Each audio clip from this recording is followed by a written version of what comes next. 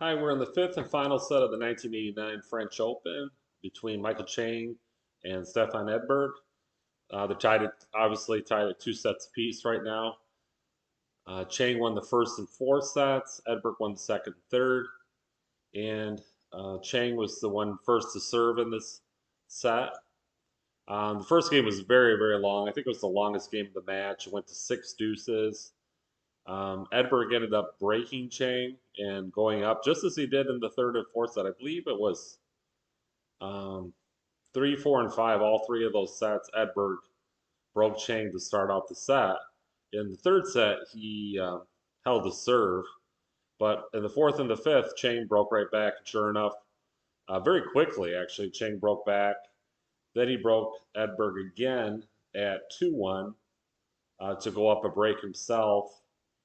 Edberg ended up holding serve once at 4-1, and then Chang broke Edberg again at 5-2 to win the match 6-2 in the final set. So three breaks on Chang's part and then one on Edberg's, the very first game of the set. So Edberg, for his side, he just got really tired. I think it was the heat and the constant charging to the net, the need to be aggressive.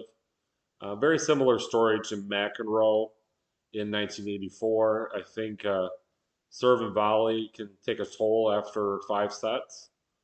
And he went up to the net, I think, 150 times. So if you think about how many times that up and back and in the 90-degree heat, I think Edberg got really erratic in the fifth set. He was just missing a lot of forehands. He even missed a couple backhands, which was his best shot.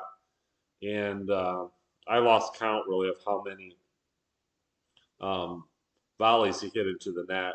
Chang was just great at hitting those really hard backhands and forehands that dipped at the net, and Edberg just couldn't handle them. So the unforced error count at the end of the match, Edberg said was 68 to 27. Edberg had 68 and Chang only 27, which is really pretty amazing. It's only about just a little over five per set. So there was even, you know, there were many, many, many games where Chang just didn't even have an error. So Edberg had to work for every point he got.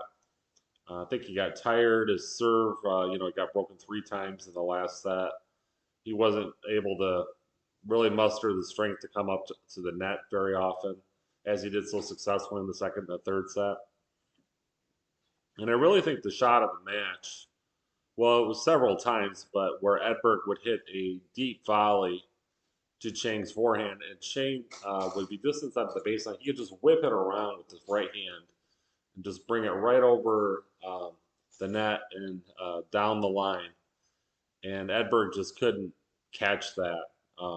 I don't even know if he knew it was coming, he'd be able to stop it, but Chang could just whip that ball with his forehand right down the line. And, it's just an awesome display by Chang all around the court. He could come to the net, he could hit lobs, he could hit passing shots. Really, his only weakness was his serve. And Edberg didn't really take advantage. He did take advantage of Chang's serve in the second and the third set, but after that, Chang could just kind of get it to a neutral point and get into the point.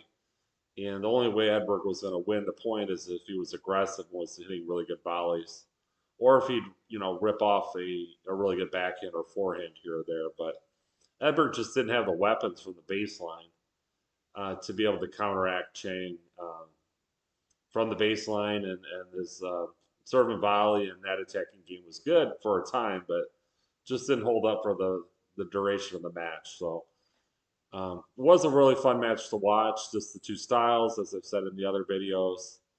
Um, I like it when there's more exciting points. There's drop shots, lobs, passing shots, serve and volley, um, versus guys that just if there's two serve and volley guys or two baseliners, it can get a little bit tedious to watch that. So that's why I kind of enjoy these matches. And then in this case, seeing two very young players, Edberg 23 and Chang 17, was fun to watch these two young players duke it out in Paris. So Chang 3 sets to 2, youngest French Open champion ever, and very exciting match. And look forward to watching in the future and doing a video on their 1992 U.S. Open semifinal, which was a great match too. But I'm going to hold off on that one for a little while. But this was a great match. Hope you take a chance to watch it. Um, it does save a lot of time to watch it on YouTube because it cuts out all the changeovers, so you can watch it in like 3 hours and 20 minutes. I think the total was. So definitely time well spent to see a great tennis match.